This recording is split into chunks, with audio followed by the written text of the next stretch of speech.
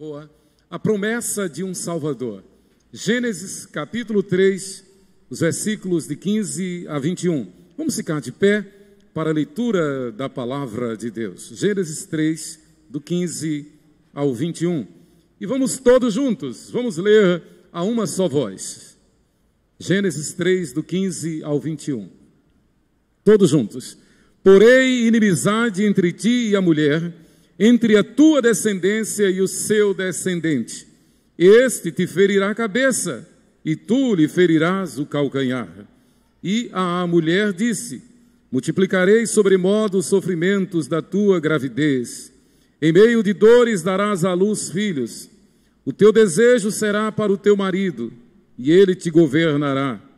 E a Adão disse: visto que atendeste à voz de tua mulher, e comeste da árvore que eu te ordenara não comesses, maldita é a terra por tua causa, em fadigas obterás dela o sustento durante os dias de tua vida.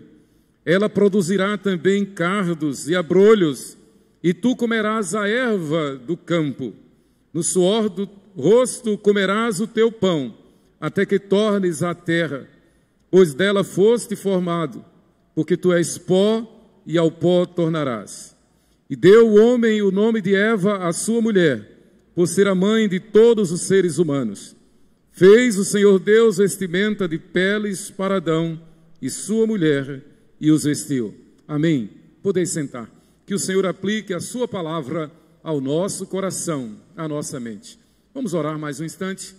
Amado Deus e eterno Pai, é com temor e tremor que abrimos o teu santo livro, que nos debruçamos sobre a Escritura Sagrada, crentes de que o Senhor fala e falará ao nosso coração.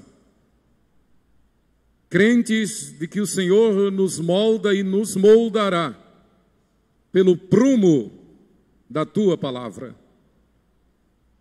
Senhor, santifica-nos na verdade. A Tua palavra é a verdade. Que sejamos fiéis testemunhas de nosso Senhor e Salvador Jesus Cristo. É no nome dele que nós oramos e agradecemos.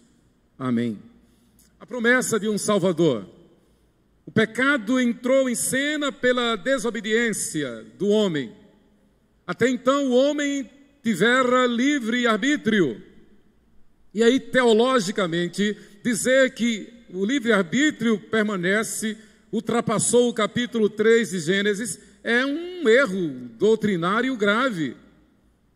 E óbvio, o Senhor Deus criou o homem e disse: toda alma que pecar certamente morrerá. A partir do momento que Adão, que era o cabeça, o líder, o chefe, o senhor da situação, ele resolveu se deixar levar pela tentação e caiu no pecado, obviamente que ele abusou do livre-arbítrio. Ele desprezou a capacidade que teve até então de decidir entre o certo e o errado. E então ele optou pelo errado. Caiu nos seus delitos e pecados, como diz o apóstolo Paulo. Morreu. E passou a carecer da graça e da glória de Deus. Recebeu automaticamente como salário do seu pecado a morte. E vieram as consequências. Dor de parto, suor no rosto para adquirir o pão de cada dia, fadiga para obter o sustento durante os dias da vida. A terra se transformou numa terra ruim. A plantação se deixou dominar por ervas ruins, ervas daninhas, pragas, tudo consequência do pecado. E o homem foi condenado a voltar sem vida ao pó, porque foste formado do pó, porque tu és pó e ao pó tornarás. A sentença de morte. Nenhuma perspectiva de vida. O horror passou a tomar conta. Páginas de sangue passaram a ser escritas. A única perspectiva que se tinha, e os dias de hoje não são diferentes dos dias de Adão. Os dias de Adão não foram melhores do que os dias de hoje, nem os de hoje piores do que os dias de Adão. Porque automaticamente passou a prevalecer a violência, a mortandade. Caim mata Abel. Nimrod mata um rapaz porque pisou no seu pé. A pregressão, a degeneração, a orgia, a idolatria, automaticamente tomou conta do mundo. E tem sido assim até hoje.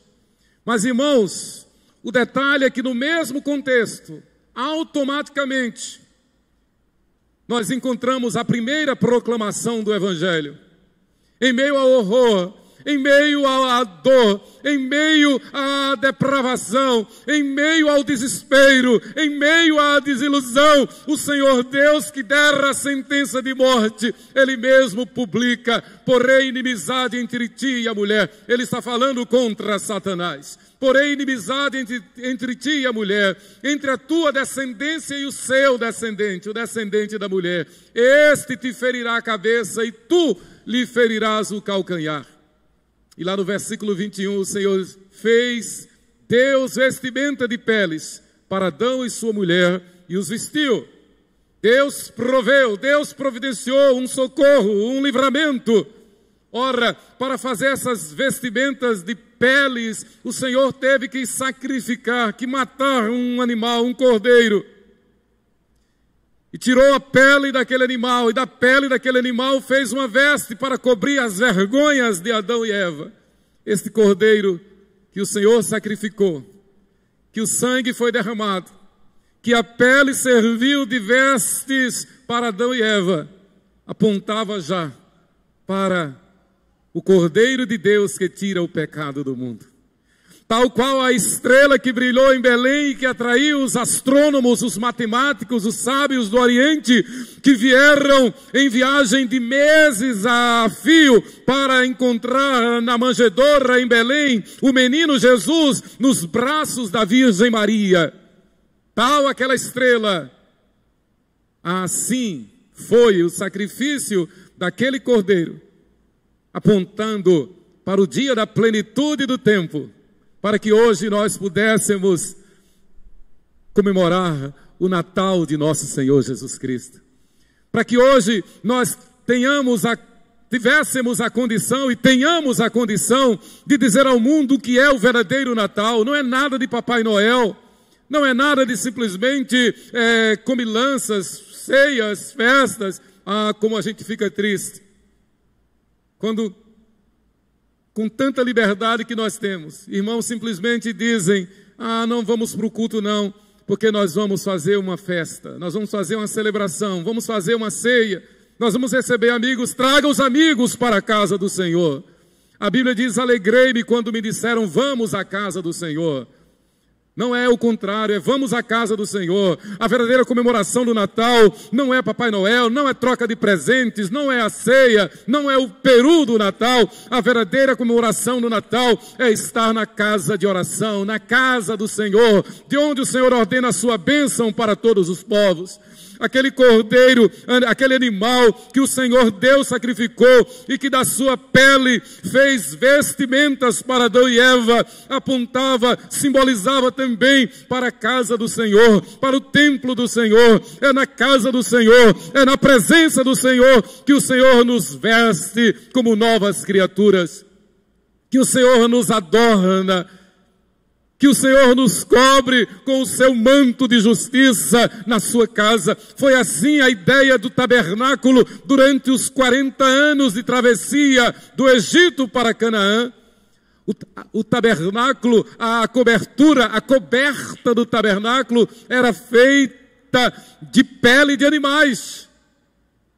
Isso custou o sacrifício, a vida de animais, o derramamento de sangue daqueles animais, para que Israel jamais se esquecesse de que um dia viria como diz Paulo em Gálatas capítulo 4, versículo 4, o dia da plenitude do tempo, o Messias viria, o Cristo de Deus, o ungido de Deus iria para nos libertar do império das trevas, para nos transportar para o reino do seu amor, para gerar no coração do salvo a alegria da salvação, para gerar no coração do eleito de Deus a alegria da vida eterna, a certeza da glória celestial, para que viva como a paz de um rio, como diz o profeta Sofonias. Queridos, o Senhor então prega pela primeira vez o Evangelho, e aí está a garantia da promessa de um Salvador.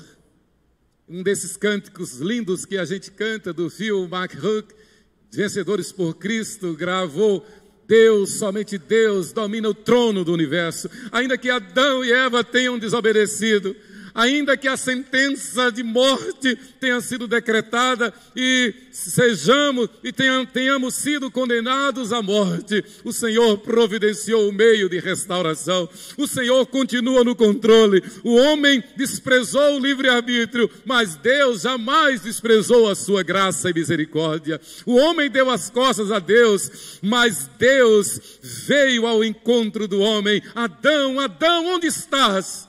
Adão pensou que pudesse fugir de Deus, mas Deus foi ao encontro de Adão. Houve um momento, houve um tempo na nossa vida que nós estávamos desgarrados, perdidos, sem esperança, sem fé, sem alegria da salvação. Nós estávamos literalmente caminhando a passos largos para o inferno, mas a voz do Evangelho ecoou no nosso ouvido. A voz do Evangelho falou ao nosso coração. E como diz Paulo em Romanos capítulo 10, o Espírito Santo fez com que nós crescêssemos com o coração e com a nossa boca confessássemos a Jesus Cristo como nosso Senhor e Salvador. É a graça de Deus. Mesmo em meio à crise causada pela desobediência, pelo afastamento do homem de Deus, pela sua queda, pela sua condenação à morte, Deus, que é justo e misericordioso, proveu o meio capaz de salvar o pecador arrependido. Agora, irmãos, nós aprendemos isto na Bíblia, não para esconder debaixo do chão, debaixo da terra. Nós aprendemos isto para dizer aos quatro cantos, para compartilhar com os amigos, com os vizinhos, com os parentes. E que bela ideia que na ceia do Natal, sim, venha para o culto, faça a ceia, mas venha para o culto, mas na ceia do Natal, não perca tempo. Faça da ceia do Natal um culto de louvor a Deus. Faça do momento da troca de presentes do amigo secreto uma oportunidade de testemunhar. Que tal, na hora, quem sabe, com ou sem amigo secreto, cada um terá a oportunidade de falar um pouco sobre Jesus, de dar o seu testemunho sobre Jesus. Certamente na celebração vai ter muita gente que ainda não tem Jesus como Senhor e precisa ser evangelizada. Que tal no momento da ceia do Natal dobrarmos os nossos joelhos e fazermos uma corrente de oração pela nossa sociedade? As crianças são hoje as maiores vítimas da sociedade. E vítimas porque tem um movimento orquestrado, tem um movimento jurídico, tem um movimento legal. Homens que fazem leis contra a criança. Não diretamente, mas subliminarmente. Permitindo desenhos animados que ensinam indecência. Permitindo em logradouros, em colégios, permitindo sanitários, banheiros unissex, onde pode entrar um menino e uma menina, um rapaz e uma moça. Países como a Alemanha, oficializando o incesto, a pedofilia. E crianças podem casar, independente da vontade dos pais. Leis decretando que quem tem autoridade sobre os filhos não são os pais, mas o Estado. Vejam que desgraça. Justamente para tirar a autoridade dos pais e transformar as crianças em propriedade de quem quiser, consequência do pecado. falta do conhecimento de Deus, perversão, a proximidade do dia da volta de nosso Senhor Jesus Cristo, a iniquidade crescendo, a maldade se multiplicando juntamente com a ciência. E mais do que nunca, como igreja, nós temos que dizer aos quatro cantos da terra que Jesus Cristo é o Cordeiro de Deus que tira o pecado do mundo. Que Jesus Cristo é Deus conosco, a nossa paz. Que Ele veio ao mundo para nos libertar da maldade, nos libertar da perversão, nos libertar da iniquidade. Ele não veio para formar uma religião, Ele não veio para afagar o coração daqueles que querem ser afagados, querem ser adulados, daqueles que querem simplesmente uma promoção pessoal. Não, Jesus veio ao mundo para condenar o pecado e o pecador que não se arrepende. Nesses dias de redes sociais, nesses dias de divulgação do chamado politicamente correto, que não tem nenhuma base bíblica, não há nenhum fundamento, a Bíblia não é politicamente correta. Lembre-se disso, pecado é pecado. Os que se arrependem vão para o céu, os que não se arrependem são condenados e vão para o inferno mesmo. Não tem comunhão da luz com as trevas, do crente com o incrédulo. Aquele que conhece a Cristo não pode ter um pé na igreja e um pé no mundo. Não pode. É impossível agradar a Deus e a Mamon, que simboliza, que representa o mundo com suas seduções. E o mundo é sedutor. Miserável homem que sou, quem me livrará do corpo desta morte? O bem que eu quero fazer não faço, o mal que eu não quero este faço. E você sabe, tanto quanto eu, o que é uma tentação. Tentação é terrível. E a tentação não seleciona pessoas. A tentação vem contra qualquer um de nós. E o inimigo de nossas almas, o adversário, ele nos ciranda como um leão que ruge, faminto, tentando nos tragar, tentando nos devorar. E Jesus veio para nos libertar dessa situação. O Natal é a comemoração de que Jesus veio para libertar um povo, para ser seu, para ser santo, para dizer não ao mundo, para negar-se a si mesmo e viver para Deus. Na verdade, esta é a real razão de viver. Que adianta o homem ganhar o mundo inteiro e perder a sua alma? Que adianta o aplauso do mundo? Que adianta dizer-se cristão e querer ouvir mensagens apenas motivacionais? Há pregadores que dizem mesmo, eu ouvi, na minha igreja eu não prego palavra dura, eu prego mensagens motivacionais. Aliás, eu ouvi isso, dizia o pastor, eu nem prego e não chamo de pregação, eu chamo de palestras motivacionais, porque afinal de contas, as pessoas estão tão cansadas, as pessoas estão tão estressadas, as pessoas estão tão agoniadas, impacientes, que elas não podem, elas não precisam, elas não devem ouvir mensagens duras, pregações duras de condenação. As pessoas precisam ouvir mensagens motivacionais. Ou seja, a adulação, afago para o ego. Irmãos, isso não é novidade. Sempre foi assim. Você lembra dos profetas do Antigo Testamento? Esses profetas que são citados na Bíblia, eles foram uma minoria. A grande maioria dos profetas, dos sacerdotes, era de hereges, era de falsos profetas, falsos sacerdotes.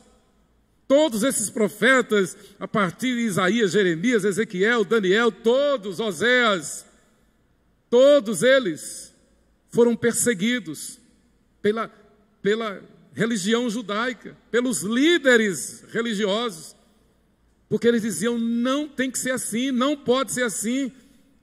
Já naquela época eles diziam, tem que pregar uma mensagem que agrade o povo. Tem um profeta, Micaías, que a Bíblia enfatiza bem sobre ele, que o rei Acabe não gostava.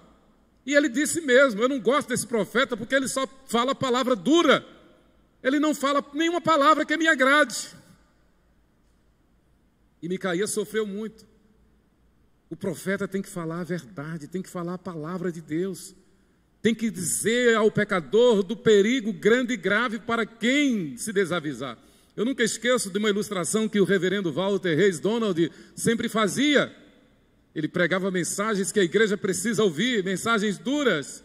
E ele dizia, nenhum pai de família vai comprar veneno formicida, era um veneno muito comum naquela época, para matar formiga, e vai colocar num pote de refresco dentro da geladeira. Ninguém vai fazer isso. Vai esconder ao máximo, vai colocar lá perigo, se possível vai colocar aquela caveira, né, que é símbolo de coisa mortal. Veneno tem que ser reconhecido como veneno.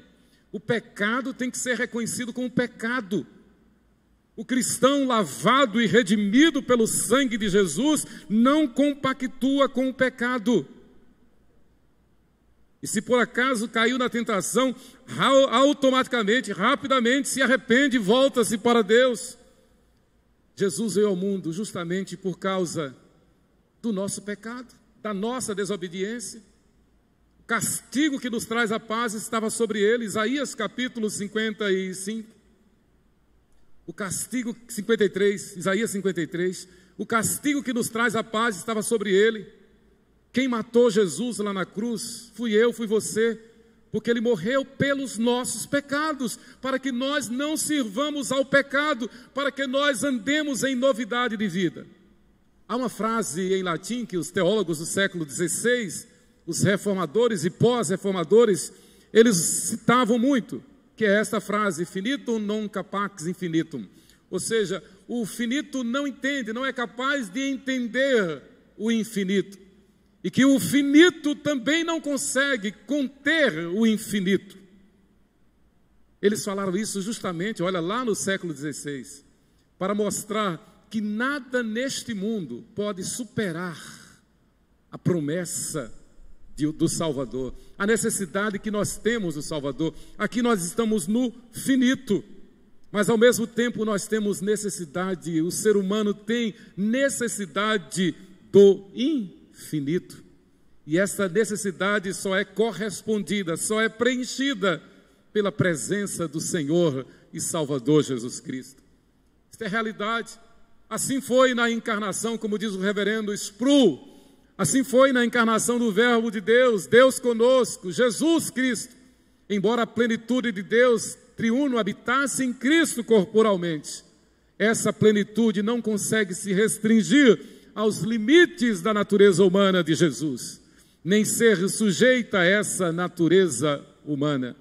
Ou seja, o que Sproul está dizendo é exatamente aquilo que os reformadores disseram com essa frase, finito non capax infinito.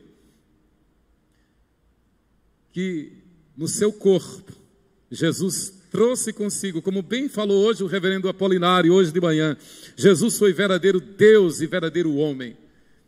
Então, enquanto homem, ele trouxe consigo a mensagem, a proposta do verdadeiro Deus.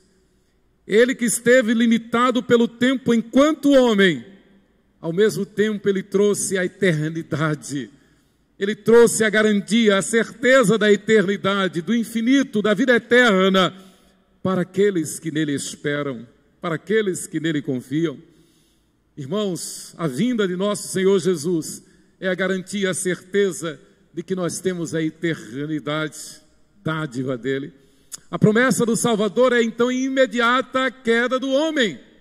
Automaticamente, naquele contexto, naquele cenário ali de queda, de desobediência, o Senhor decreta a condenação do inimigo. Embora tenha lhe dado um tempo que persiste até hoje, e nós não sabemos o tempo que o Senhor determinou para que o inimigo esteja solto, perturbando, mas é um tempo que é limitado. Da mesma forma que o Senhor determinou o tempo em que ele viria na pessoa do Messias, do Cristo, para morrer na cruz e ressuscitar para salvar os seus eleitos. Da mesma forma que ele garantiu desde então que chegará o dia em que para sempre ele lançará a morte e o adversário no inferno e para sempre estabelecerá o seu reino de glória. De forma que a missão daqueles que creem no Senhor Jesus, como bem escreveu João no capítulo 3, no versículo 16, é para que, tendo a vida eterna, vivamos como eternos na presença de Deus. Porque Deus amou o mundo de tal maneira que deu o seu Filho unigênito para que todo aquele que nele crê não pereça, não caia, não se deixe condenar, mas tenha, mas viva a plenitude da vida eterna. A mensagem de João 3,16 é uma mensagem de santificação. A mensagem de João 3,16 não é simplesmente para dizermos que o pecador tem que se arrepender e nós acharmos que não temos problema nenhum. Temos grande responsabilidade. A mensagem de João 3,16 é uma mensagem de santificação. Ora, se o Senhor me amou de tal maneira que morreu na cruz para me salvar, foi para que eu seja santo. E eu viva hoje como se já estivesse na eternidade. E eu viva aqui como disseram os reformadores no século XVI. E eu viva hoje já na dimensão do céu. E os pais da igreja então disseram, o céu começa a partir do momento que o pecador arrependido é selado com o Espírito Santo. E confessa Jesus Cristo como seu único Senhor e suficiente Salvador. Então você passa a viver na dimensão do reino celestial. Irmãos, é por essa razão que muitos irmãos nossos não mediram consequências quando tiveram que enfrentar o martírio. Se tiver que morrer, morrerei. Se perecer, pereci, como disse Esther. Ora ao rei, se o Senhor quiser nos livrar da fornalha acesa, Ele nos livrará. Se Ele não quiser, Ele não vai nos livrar. Mas nós não nos dobraremos diante de estátua nenhuma. Foi assim que disseram Misael, Ananias e Azarias, Sadraque, Mesaque e Abidênego. Nós não vamos nos dobrar diante do mundo, nós não vamos nos dobrar diante de imagens do mundo, diante das ofertas, das bandejas do mundo. Nós somos do Senhor, nós adoramos só a Deus, nós somos santos não apenas no culto, não apenas quando estamos aqui dentro do culto, nesse local que chamamos de igreja, nós somos santos mesmo no meio dos pecadores não arrependidos. Vivemos na dimensão da vida eterna. O reverendo J. Irving Overholtzer, da APEC, grande autor da APEC, Irving Overholtzer, ele disse, apareceu também em nova e transcendente forma o amor de Deus, a promessa de um Salvador. Nem Adão nem seus descendentes imediatos compreenderam todo o significado da vida e morte deste Salvador, como nem nós também o compreendemos perfeitamente, mas Deus compreendeu. Overholtzer, o que ele está dizendo é que a mensagem da cruz, a mensagem do Evangelho, ela transcende a nossa inteligência. Nós não entendemos por que Deus nos amou desse jeito. Se nós só merecíamos a morte e o inferno, por que Ele é misericordioso? Por que ele resolveu morrer no nosso lugar? Nós temos que pensar no Natal, nós temos que pensar na Páscoa, nós temos que pensar no sacrifício de Jesus. É bonito pensar no Natal, claro, é lindo, mas é da mesma forma importante, bonito e lindo pensar que Ele veio para ser morto em nosso lugar. Ele veio para ser sacrificado, Ele veio para ser humilhado, Ele veio para ser desprezado. Não havia beleza nele, não havia aparência nem formosura nele. Isaías diz lá no capítulo 53, de que Jesus foi um homem como de quem todos lhe viravam o rosto. Isso é literal, irmãos. Isaías 53... porque foi subindo como renovo perante ele, como raiz de uma terra seca, não tinha aparência nem formosura. Isto aqui não é metáfora, isto é real. Jesus foi desprezado, o tempo todo. Começou sendo desprezado pelos próprios irmãos, filhos de Maria e José, pelos próprios habitantes de Nazaré. Mandaram ele embora, sai daqui. Pense nisto. Durante o seu ministério de 3 anos, várias vezes tentaram matá-lo, e o texto sagrado diz, não fizeram porque não era ainda chegada a sua hora. Ele teve que fugir, ele teve que escapar. Certa feita o pegaram e levaram para o alto do monte para lançá-lo de lá de cima, mas Jesus escapou. Pense no sofrimento. Ele não teve onde reclinar a cabeça. Ele foi perseguido o tempo todo, mas ele era verdadeiro Deus. Mas como verdadeiro homem, ele obedeceu até a morte. Veja o que diz Isaías 700 anos antes. Olhamo-lo para ele, mas nenhuma beleza havia que nos agradasse. Ele era desprezado e o mais rejeitado entre os homens. Isaías 53, versículo 3. Homem de dores e que sabe o que é padecer. E como um de quem os homens escondem o rosto. E como um de quem os homens escondem o rosto, era desprezado, e dele não fizemos caso. Imagine o quadro, imagine a situação.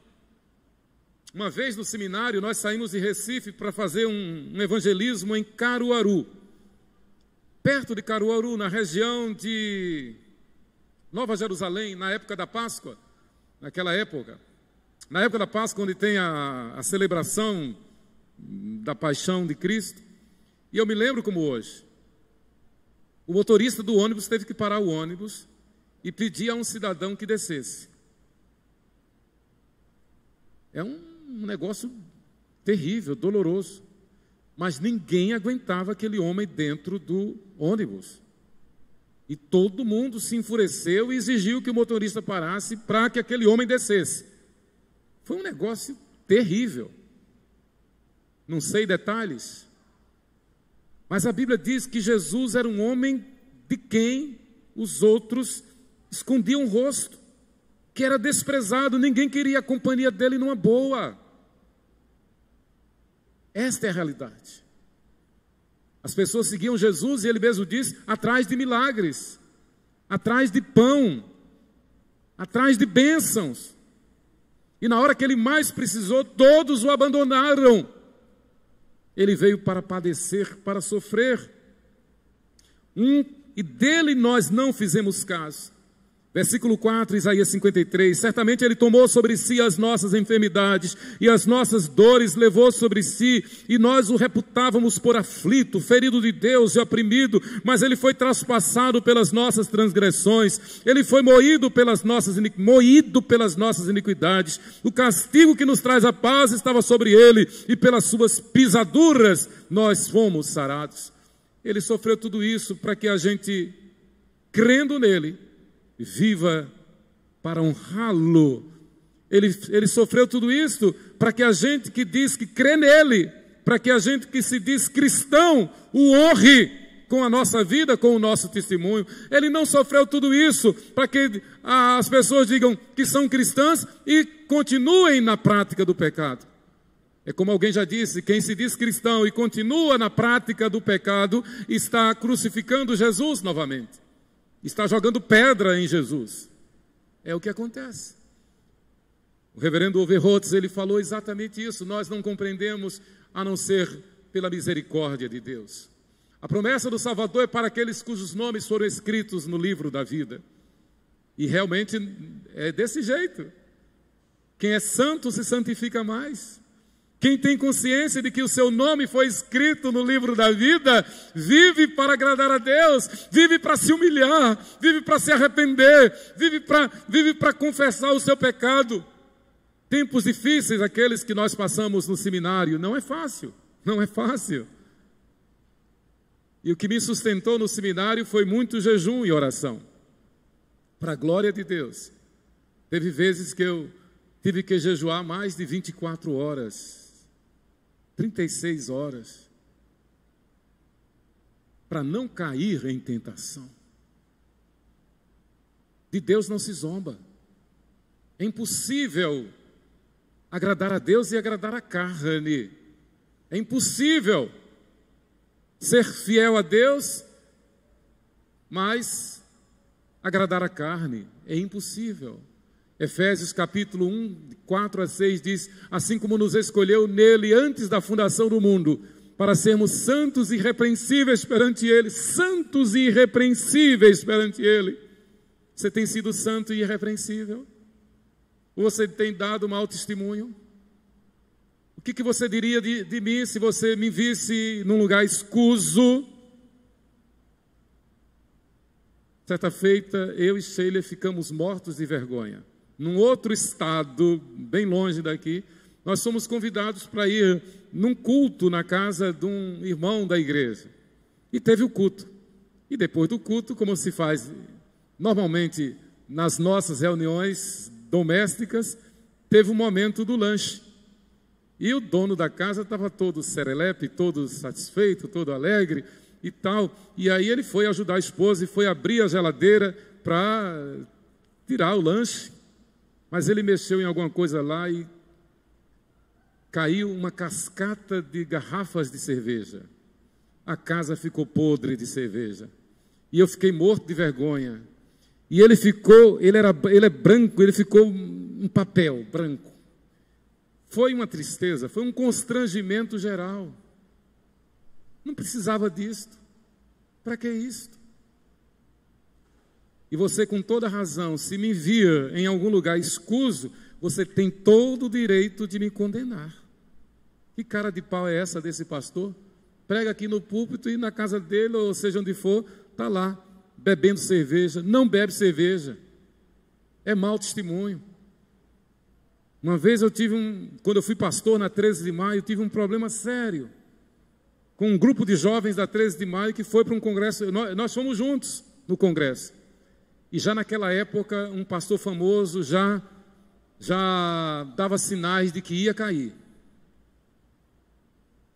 Nesse congresso lá em Garanhuns, esse pastor disse: olha, Jesus é gente boa, Jesus é da paz, Jesus não veio para condenar ninguém, ele veio para salvar. E quer saber, ele falou isso, se Jesus vivesse aqui no Nordeste, a Santa Ceia não seria com suco de uva, a Santa Ceia não seria com vinho, porque não é típico do Nordeste. A Santa Ceia seria com pitu, aguardente pitu. Misericórdia. Esses jovens que foram comigo vieram, veja que coisa diabólica. Eles não chegaram a dizer que a Santa Ceia na 13 de maio devia ser com pitu, mas eles disseram que podia tomar pitu, porque aquele pastor famoso disse. Foi uma tribulação, foi um caos. Pastor famoso, triste, a queda dele foi terrível e continua sendo terrível. Irmãos, quem tem consciência de que o seu nome está escrito no livro da vida e que foi lavado e alvejado pelo sangue do Cordeiro de Deus que tira o pecado do mundo, e que foi libertado do império das trevas e transportado para o reino do Filho do seu amor, Colossenses 1,13, e que tem consciência de que justamente por causa dos nossos pecados, o Senhor Jesus Cristo, que é Deus santo, santo, santo, perfeito, veio ao mundo para ser desprezado, maltratado, zombado, humilhado, justamente por causa dos nossos pecados, para que nós não sirvamos ao pecado, para que nós não sirvamos à carne. Jesus mesmo disse: quem quiser vir após mim, a si mesmo se negue. Tome a sua cruz, a cruz do Evangelho, a cruz da missão, a cruz, o pendão real, a cruz que Jesus está dizendo, a cruz cujo sangue nos purifica de todo pecado, cujo sangue que Ele derramou naquela cruz maldita nos purifica de todo pecado.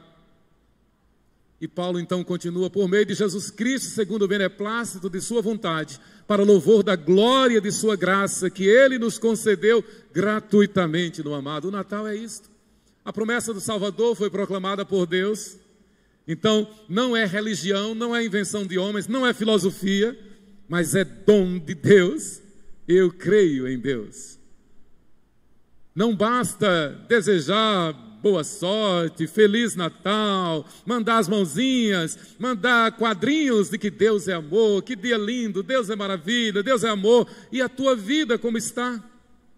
E a tua vida como está? E você está servindo ao Senhor? Você está sendo fiel ao Senhor?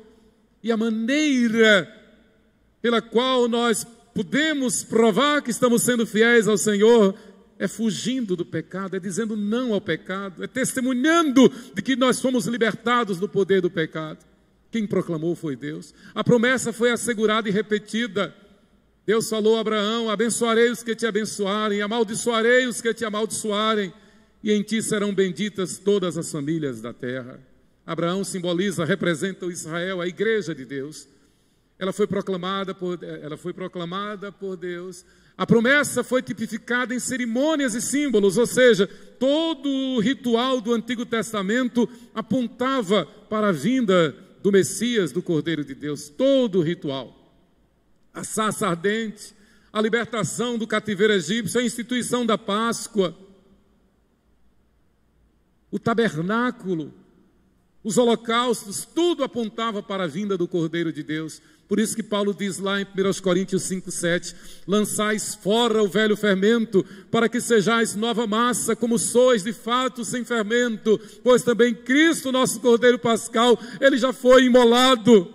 Ele foi imolado para que nós andemos em santidade e novidade de vida, exalando o bom perfume de Cristo, como cartas vivas, para que as pessoas, bastando olhar para nós, elas percebam Cristo em nós, a esperança da glória. E as pessoas estão olhando para nós, o que é que estão vendo nas nossas mãos? Um copo de cerveja, uma garrafa de cerveja, uma roupa inconveniente e indecente, que ao invés de chamar a atenção para a glória de Deus, está chamando a atenção para a sua carne.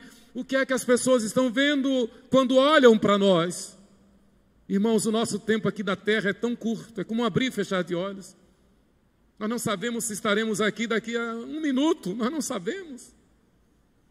E a palavra de Deus diz: prepara-te para te encontrares com Deus.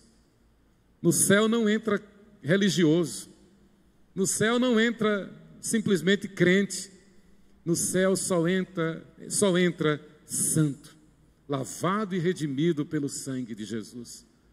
No céu só entrará quem for aprovado por Deus. Irmãos, prestemos atenção, aquelas 10 virgens eram crentes, aquelas 10 virgens estavam esperando o noivo, aquelas 10 virgens sabiam que tinham que ter azeite na lâmpada, mas houve um pequeno detalhe. Daquelas 10, 50% não tiveram o azeite suficiente. Isso me faz lembrar uma das pregações do saudoso presbítero Salles. Salles pregava muito nessa passagem das 10 virgens. E ele disse de forma muito clara o que o texto diz. O que faltou naquelas virgens nécias foi o azeite suficiente, que é a unção e o poder do Espírito Santo na vida do crente fiel. Elas tinham azeite, elas estavam esperando, elas eram crentes, mas elas não estavam preparadas o suficiente. Jesus contou essa parábola mostrando a igreja. Não basta ser igreja, não basta estar no culto, é preciso andar em santidade, porque sem santificação ninguém verá Deus. E eu não vejo outra mensagem mais necessária para a igreja do que esta: santifica-te, ó igreja. Os sacrifícios do Antigo Testamento apontavam para o Messias. A promessa foi proclamada pelos profetas, todos eles disseram, e Isaías, como bem lembrou Alain semana passada, Isaías, o profeta evangelista. Isaías é conhecido como profeta evangelista. O livro de Isaías é conhecido como o Evangelho do Antigo Testamento. E ele resume toda a profecia apontando para o Messias aí no capítulo 7, versículo 14. Portanto, o Senhor mesmo vos dará um sinal. Eis que a virgem conceberá e dará à luz um filho e lhe chamará Emanuel, Deus conosco. O Senhor Deus te suscitará um profeta no meio de ti, e Deus e de teus irmãos semelhante a mim, e a ele ouvirás. Moisés falando, porque um menino nos nasceu, um filho se nos deu, o governo está sobre os seus ombros, e o seu nome será Maravilhoso Conselheiro, Deus Forte, Pai da Eternidade, Príncipe da Paz. A ele ouçamos, a ele sigamos. E os mestres da Confissão de Fé de Westminster, no capítulo 8, no artigo 5º, no capítulo 8º, no artigo 5º, eles disseram: o Senhor Jesus, pela sua perfeita obediência, ele obedeceu para que a gente desobedeça? Ele obedeceu para que os seus resgatados o obedeçam? Ele não obedeceu para que a gente desobedeça. Ele não obedeceu para simplesmente passar a mão na cabeça da gente. Pela sua perfeita obediência e pelo sacrifício de si mesmo, sacrifício que pelo eterno Espírito ele ofereceu a Deus, uma só vez, satisfez plenamente a justiça do Pai, e para todos aqueles que o Pai lhe deu, adquiriu não só a reconciliação, para todos aqueles que o Pai lhe deu, ele adquiriu não só a reconciliação, como também uma herança perdurável no reino dos céus. O que os mestres de Westminster disseram foi que aqueles cujos nomes estão escritos no livro da vida do Cordeiro, estes vivem em santidade e novidade de vida. Jesus nasceu no seu coração, Jesus reina no seu coração, Jesus o dirige, Jesus o governa, e este, salvo por Cristo, vive na unção e no poder do Espírito Santo. Que Deus nos abençoe. Amém. Louvado seja Deus. Vamos orar, irmãos. Vamos orar. Vamos pedir a bênção de Deus sobre nós. Vamos pedir a misericórdia de Deus sobre nós. E eu pediria ao Ministério do Louvor que esteja aqui para ministrar um louvor. E nós vamos orar. Senhor Deus e Pai, nós te louvamos pelas tuas misericórdias, Pai.